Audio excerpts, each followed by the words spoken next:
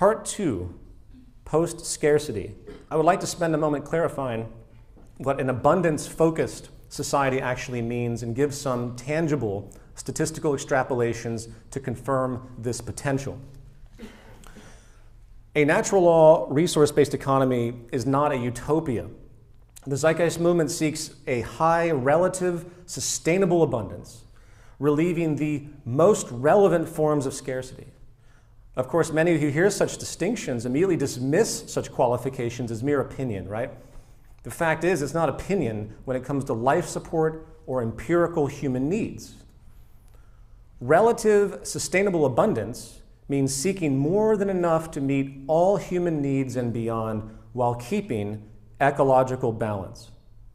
The most relevant forms of scarcity means we differentiate between scarcity as it relates to human needs and scarcity as it relates to human wants, as they are not the same. Unfortunately, market logic pretends that they are, right? The market cannot separate needs from wants. And this gets to the root of the life-blind value system disorder which continues to distort our culture.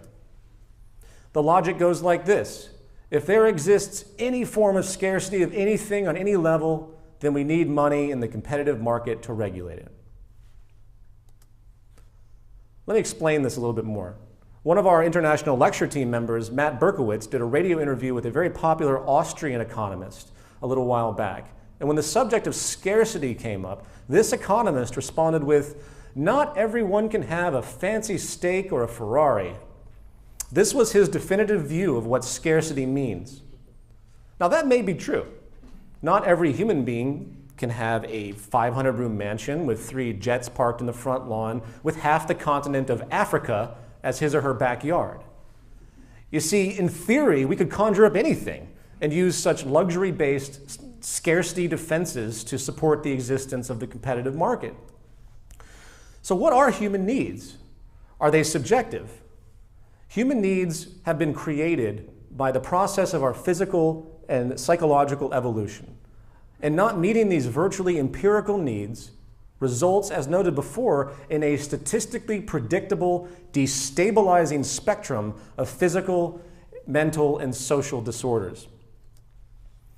Human wants, on the other hand, are cultural manifestations, which have undergone enormous subjective change over the course of time, revealing in truth something of an arbitrary nature.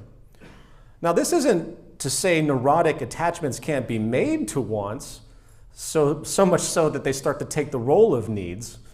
That's a phenomenon that occurs readily in our materialistic society, in fact. This is exactly why the previously noted wealth imbalance issues, namely the psychosocial stress response resulting from social comparison, is what it is. It's a part of our evolutionary psychology in many ways. But this is partly why more unequal societies also are the more unhealthy societies, because we perpetuate it. So the Zeitgeist movement is not promoting an infinite, universal abundance of all things, which is clearly impossible on a finite planet. Rather, it promotes a post-scarcity or abundance worldview with an active recognition of the natural limits of consumption on the planet while seeking equilibrium. And what separates the world today from the world of the past is that our scientific and technological capacity has reached an accelerating point of efficiency. We're creating a high standard of living for all the world's people based on current cultural preferences, in fact, is now possible within these sustainable boundaries without the destructive need to compete through the market mechanism. This is made by what has been called ephemeralization, a term coined by engineer R. Buckminster Fuller. And the recognition is very simple. The amount of resources and energy needed to achieve any given task has constantly decreased over time, while the efficiency of that task has increased, paradoxically. An example is wireless satellite communication, which uses exponentially less materials than traditional large gauge copper wire, and of course is more versatile and effective. In other words, we are doing more with less continually. And this trend can be noticed in all areas of industrial development, from computer processing or Moore's law to the rapid acceleration of human knowledge or information technology. And it isn't just physical goods. It also applies to processes or systems. For example, the labor system via automation today shows the exact same pattern. Industry has become more productive with less people, ever-increasing machine performance with ever-decreasing energy and material needs over time per operation. Now, as a brief tangent, some might have noticed I keep saying this word or this phrase, high standard of living. What does that mean? Who is to say what a high standard of living should be? The answer to that question is not who, it is what. And what determines our standard of living is the current state of technology in many ways.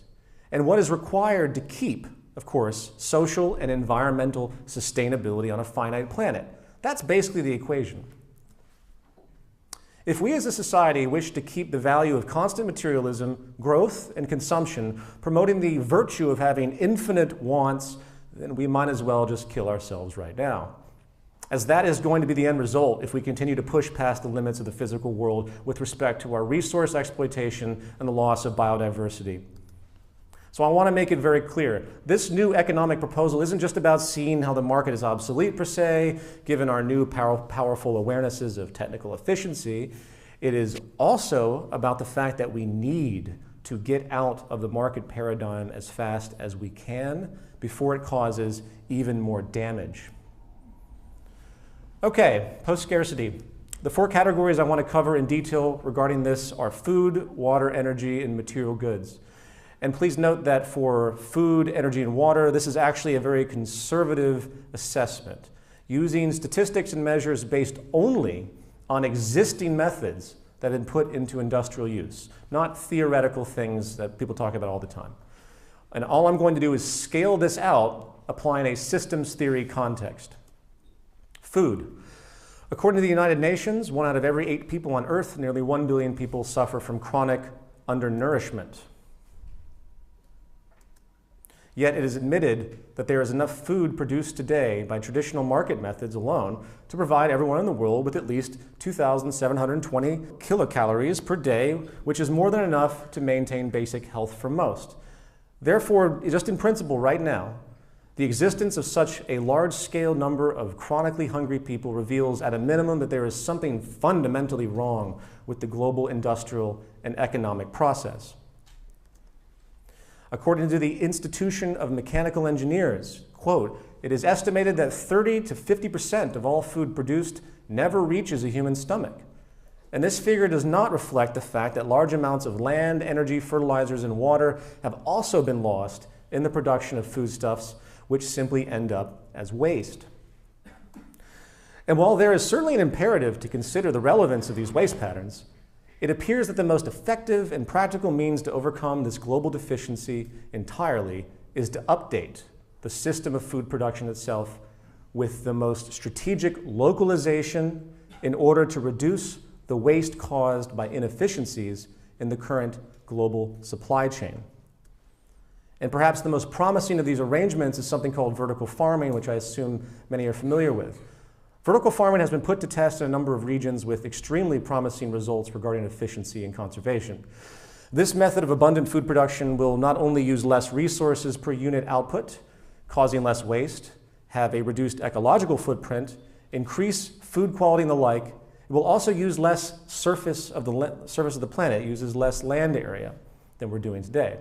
It can even be done offshore. It's that versatile. Enabling types of food as well that certain climates and regions simply couldn't produce because it's enclosed.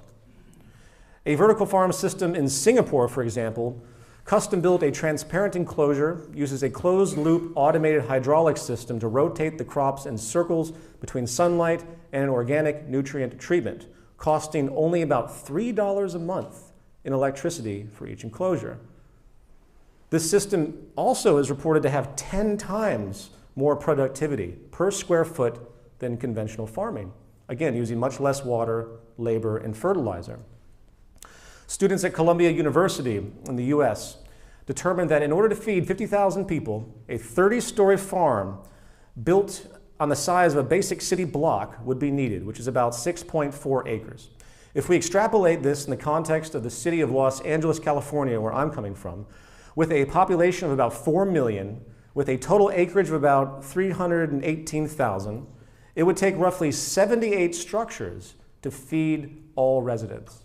This amounts to about 0.1% of the total land area of Los Angeles to feed the entire population. If we apply this extrapolation to the Earth and the human population of 7.2 billion, we end up needing about 144,000 vertical farms to feed the whole world. This amounts to about 921,000 acres of land to place these farms, which, given about 38% of the Earth's land is currently being used for traditional agriculture, we find that we only need about 0.006% of the Earth's existing agricultural land to meet production requirements. Of course, let's be a little bit more consistent. Within that 38% land use statistic for agriculture, much of that land is also used for livestock cultivation, not just crop cultivation. So, if we were to theoretically take only the crop production land currently being used, which is about 4 billion acres, replacing land-based cultivation by dropping these 30-story vertical farms side by side in theory, the food output would be enough to meet the nutritional needs to feed 34.4 trillion people. Given that we only need to feed about 9 billion by 2050, we only need to harness about 0.02% of this theoretical capacity, which, it could be argued, makes rather moot any seemingly practical objections common to the aforementioned extrapolation.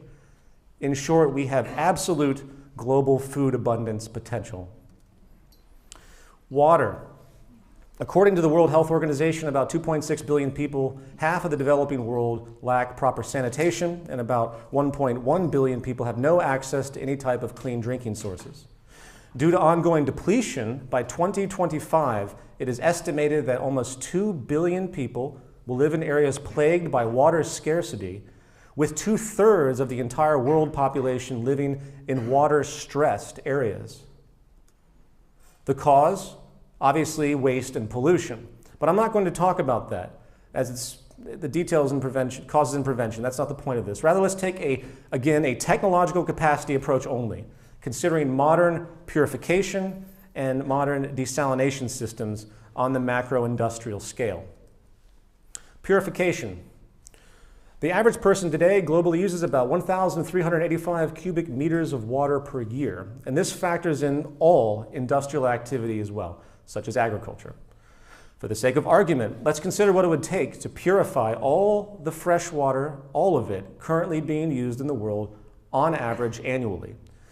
Given the global average of 1,385 cubic meters and a population of 7.2 billion, we arrive at a total annual use of about 10 trillion cubic meters. Using a New York State, USA UV disinfection plant as a base measure, which has an output capacity of roughly 3 billion cubic meters a year, taking up about 3.7 acres of land, we would need 3,327 plants to purify all the water used by the entire global population, taking up about 12,000 acres of land. Now, of course, needless to say, there are many other factors that come into play, such as power needs, location, and the like. That's fair enough. However, this is a minor inconvenience. 12,000 acres is nothing compared to the 36 billion acres of land on the planet Earth. To give this a more practical example, the United States military alone has about 845,000 military bases, and buildings, I should say, as well. This has been reported to take up about 30 million acres of land globally. Now, only 0.04% of that land would be needed to disinfect the total freshwater use of the entire world, if that were even needed, which of course it is not. Desalination. Now let's run the same theoretical extrapolation on desalination. The most common method of desalination used today is called reverse osmosis. According to the International Desalination Association, it accounts for 60% of the installed capacity globally. Of course, there are a lot of other methods that are emerging quite rapidly with high levels of efficiency. You can move water much more quickly, but I'm not going to talk about that because I want to stay only within the common methods applied today. But keep in mind that everything I'm speaking of has dramatic improvements coming very soon. There is an advanced reverse osmosis seawater desalination plant in Australia that can produce about 150 million cubic meters of fresh water a year, while occupying about 50 acres. Given the total annual water use of the world today is about 10 trillion cubic meters again, it would take about 60,000 plants to produce current global water usage in total. Using the dimensions of that plant, which is quite large, such a feat would take about 18,000 miles of coastland, or about 8.5% of the world's coastland. Now, obviously, that's not really ideal. That's a lot of coastland. But this exercise is about proportion. Clearly, we do not need to desalinate all water used once again, nor would we bypass the use of purification processes or ignore the vast reforms needed to preserve efficiency in freshwater, or equally as important, the reuse schemes that are coming to fruition where buildings are able to use water in multiple ways by recycling water that comes from a sink into toilets and other mechanisms that unfortunately go unused for the vast majority. So let's do a slightly more practical real-life extrapolation, combining only purification and desalination with actual regional scarcity statistics. On the continent of Africa, roughly 345 million people lack access to fresh water. If we apply the noted global average consumption rate, again of 1,385 cubic meters a year, seeking to provide each of those 345 million people that amount, we would need about 480 billion cubic meters produced annually. If we divided this number in half and used purification systems for one section and desalination for the other, the desalination process would need about 1.9% or 494 miles of coastline for desalination facilities, and only about 296 acres of land for purification facilities, which is a minuscule fraction of Africa's total land mass of about 7 billion acres. So this is highly doable, even in this crude example. And obviously, in this case and in all cases, we would strategically maximize purification processes since it is clearly more efficient, while using desalination for the remaining demand. In short, it's absurd for anyone on this planet to be going without fresh water. Not to mention, as an aside, 70% of all fresh water used today is used in agriculture and are grossly wasteful agricultural methods, 70%. If we, for example, apply, again, vertical farm systems, which have been noted to reduce water by upwards of 80% in comparison, we would see an enormous freeing up of this unnecessarily scarce resource as well. Moving on to energy. We live in one massive perpetual motion machine, known as the universe. The fact that we still use polluting fossil fuel stores in the earth, or the incredibly unstable nuclear phenomenon, which gives very little room for human fallibility, is truly frightening. There are four main large capacity, base load, as they would say, renewable energy means, which are currently most ideal as per our current state of technological application.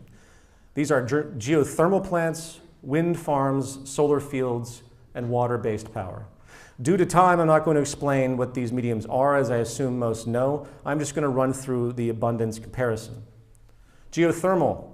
2006 MIT report on geothermal found that 13,000 zettajoules of power are currently available on the Earth, with the possibility of 2,000 zettajoules being harvestable with improved technology. The total energy consumption of all the countries on the planet is only about half a zettajoule a year. And this means literally thousands of years of planetary power could be harnessed in this medium alone.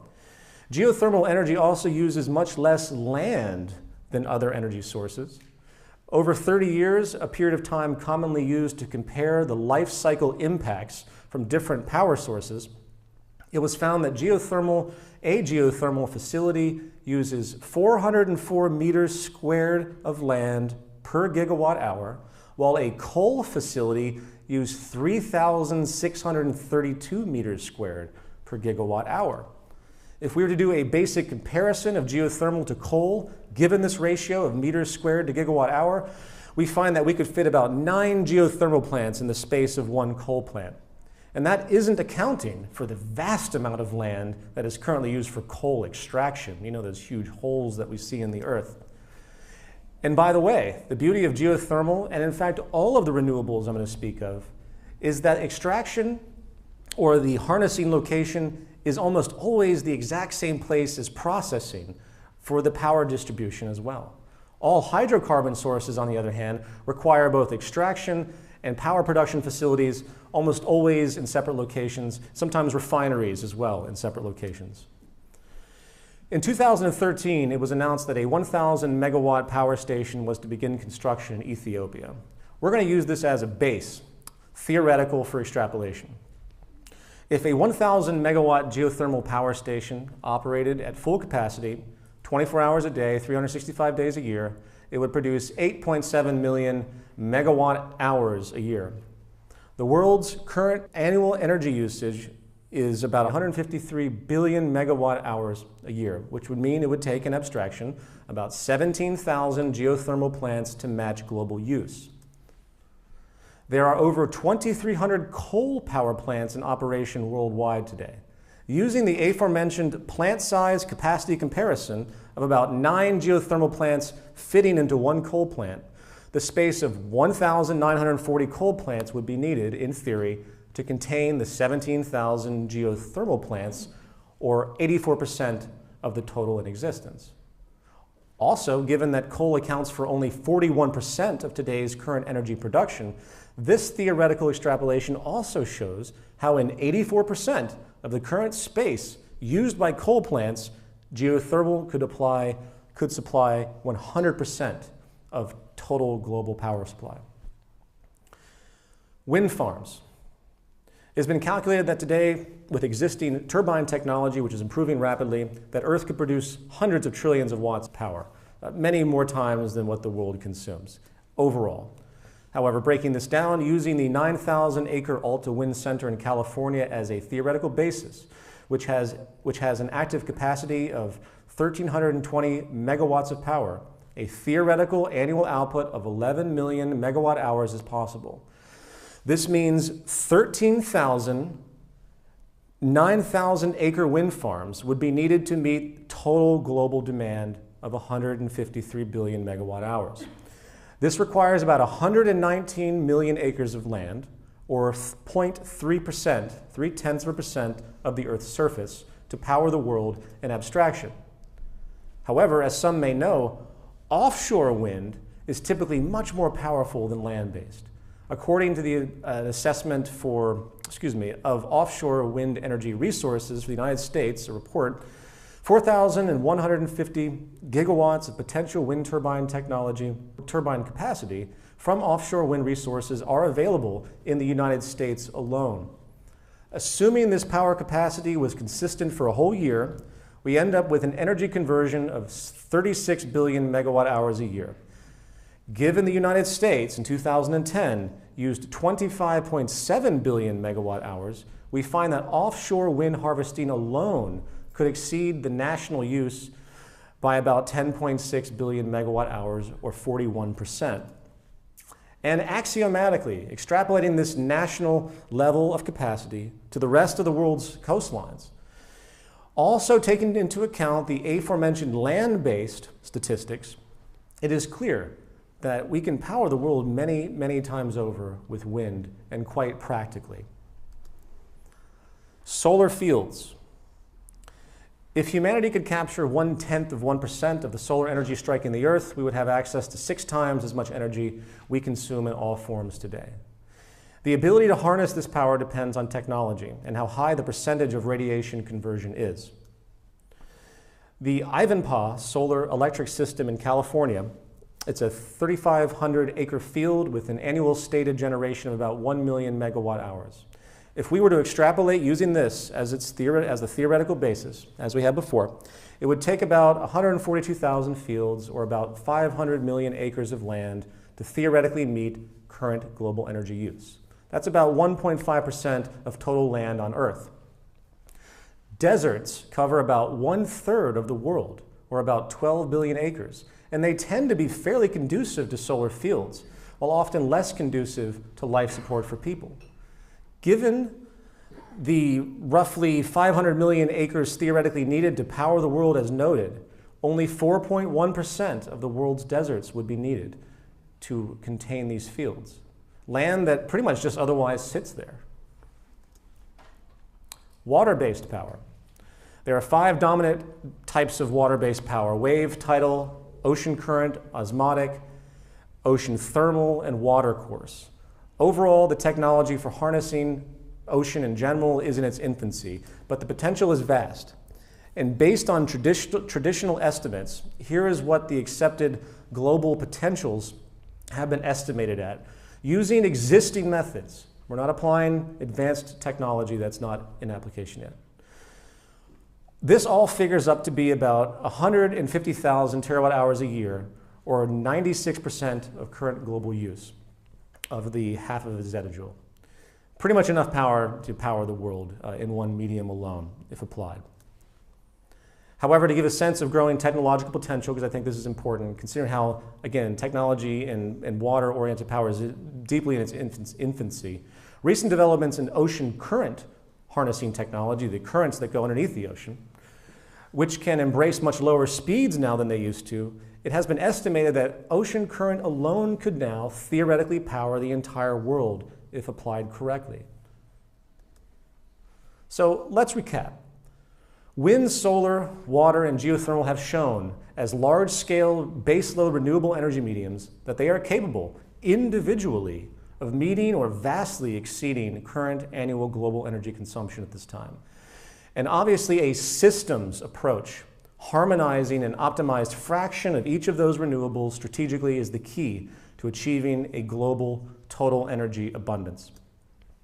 For example, it's not inconceivable to imagine a series of man-made floating islands off select coastlines which are designed to harness at once wind, solar, thermal difference, wave, tidal, and currents, all at the same time and in the same general area. Such energy islands would then pipe their harvest back to land for storage and distribution. It is only up to our design ingenuity to figure things like this out. Localization and reuse. The final energy factor I want to mention, which builds upon this systems thinking explicitly, has to do with localization and reuse schemes. Localized energy harnessing isn't given a fraction of the attention it needs today.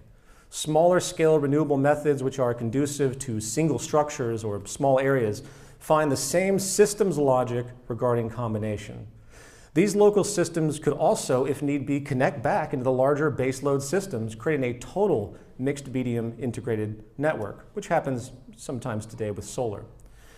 There are many localized systems out there which can draw energy from the immediate environment. Of course, there's solar power arrays, there's small wind harvesting systems, localized geothermal heating and cooling, and even architectural design that just simply makes natural light and heat-cool preservation more efficient. Buckminster Fuller was great with his dome structures and how they actually contain energy quite well. Same idea. Extending outwards to city infrastructure, we see the same wasted possible efficiency almost everywhere. A simple technology called piezoelectric is able to convert pressure and mechanical energy directly into electricity. It's an excellent example of an energy reuse method with great potential. Existing applications have included power generation by people simply walking on these engineered floors and sidewalks, streets which can generate power as automobiles cross over them, and train rail systems which can also capture energy from passing train cars through pressure. It has been suggested by people that have studied this that a stretch of road less than 1 mile long, 4 lanes wide, a highway, and trafficked by about 1,000 vehicles per hour can create about 0.4 of a megawatt of power, which is enough to power 600 homes. Now extrapolate that out to the bulk of all the highways in the world. You have a very, very powerful regenerative energy source. Overall, if we think about the enormous mechanical energy wasted by vehicle transport modes and high traffic walking centers alone, the potential of that possible regenerated energy is quite substantial. And it's this systems thinking, once again, that is needed in order to maintain sustainability while also pursuing this global energy abundance.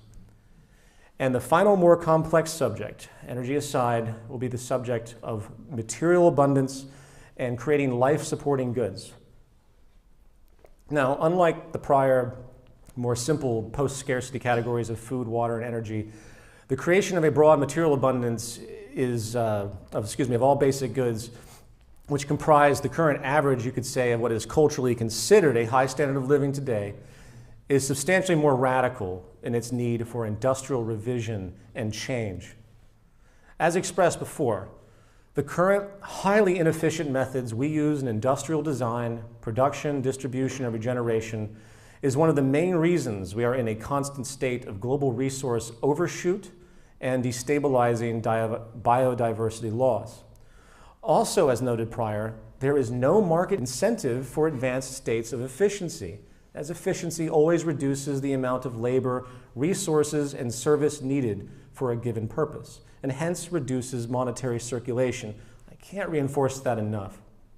Therefore, a new synergistic systems view of industry, focused explicitly on material and labor efficiency, along with an optimized strategy for sustainability, of course, is in order. For the sake of time, and as a lead into the final section on calculation, I'm going to focus on a few principles or protocols and how each protocol assists efficiency towards this post-scarcity abundance. Otherwise, it would take an enormous amount of time. It's not as simple as the prior extrapolations. However, in this book that I mentioned, there will be a whole chapter dedicated to this issue in great detail.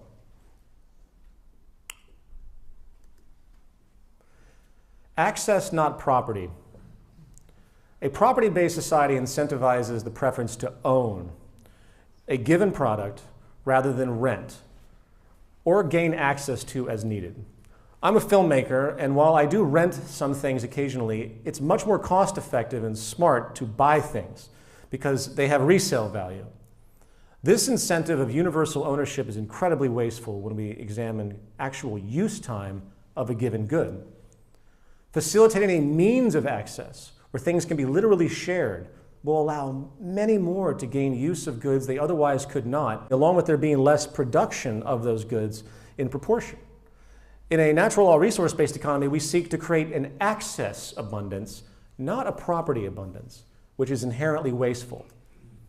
And as an aside, it's also important to note that property is not an empirical concept. Only access is empirically valid.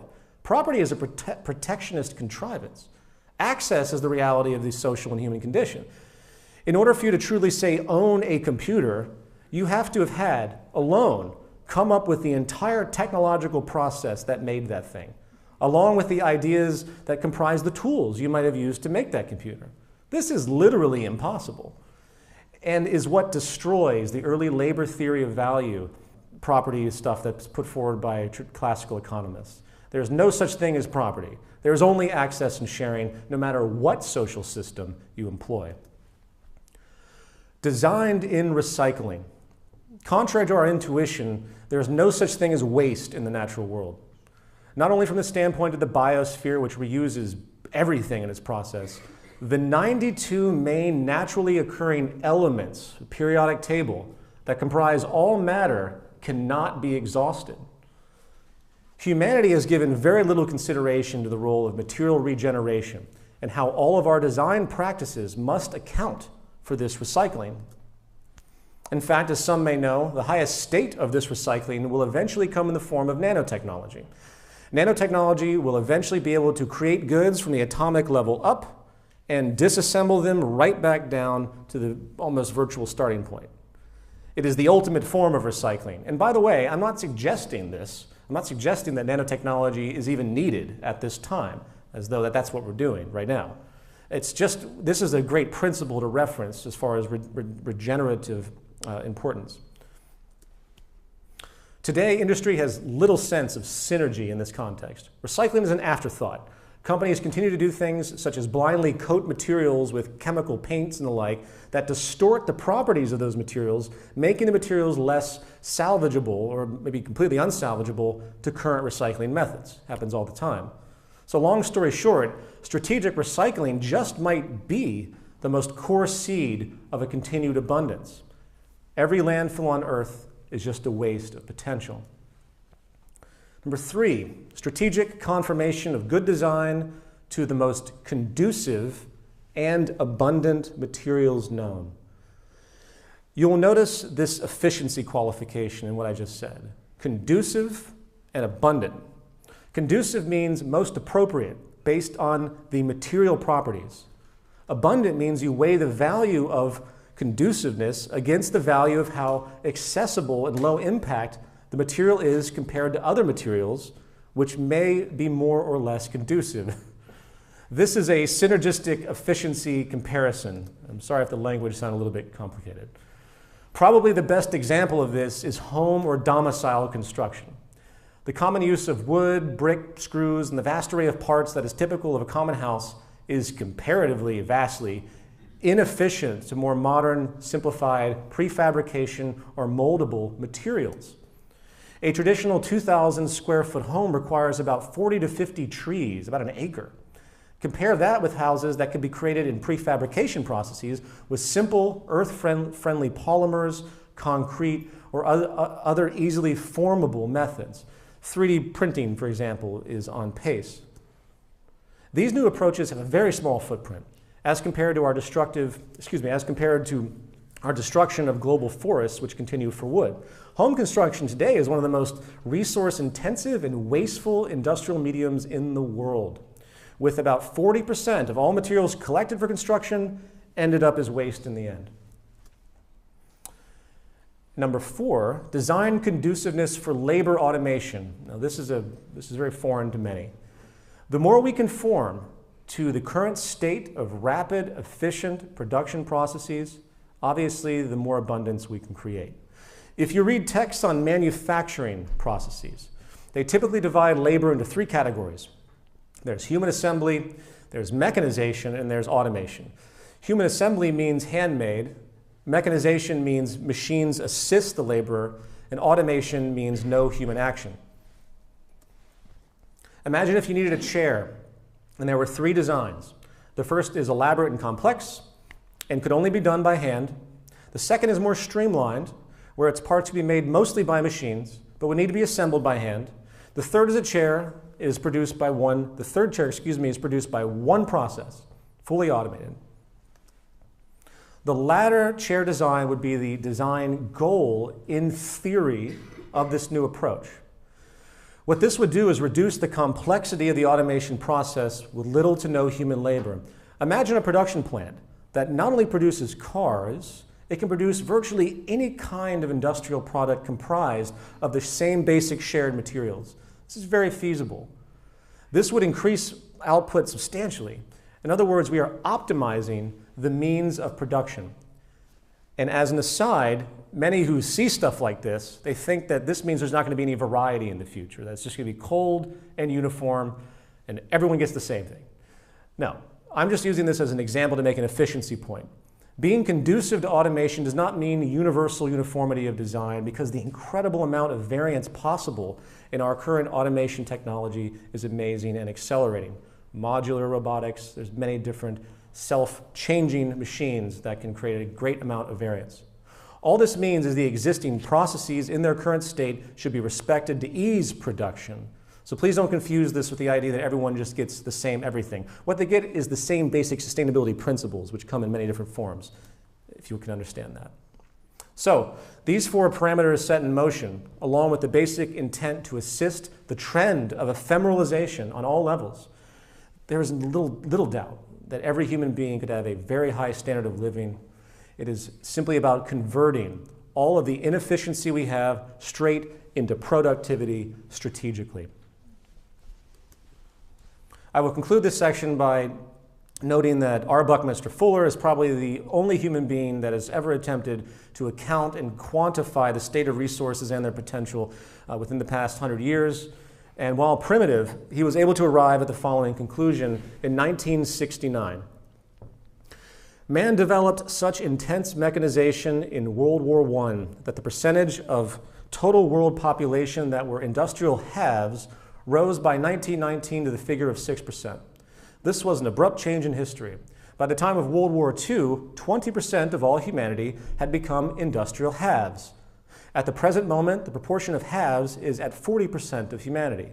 If we up the performances of resources from the present level to a highly feasible overall efficiency of 12% more, increasing by 12% our use holistically, on average, all humanity can be provided for. The exponential increase in information technology since 1969, along with the applied technology and advanced synergetic understandings we have today, I suspect now far exceeds We are way beyond the 12% efficiency increase that he saw as needed. The problem now, in part, is conforming to industrial conduciveness appropriately, which is currently not done.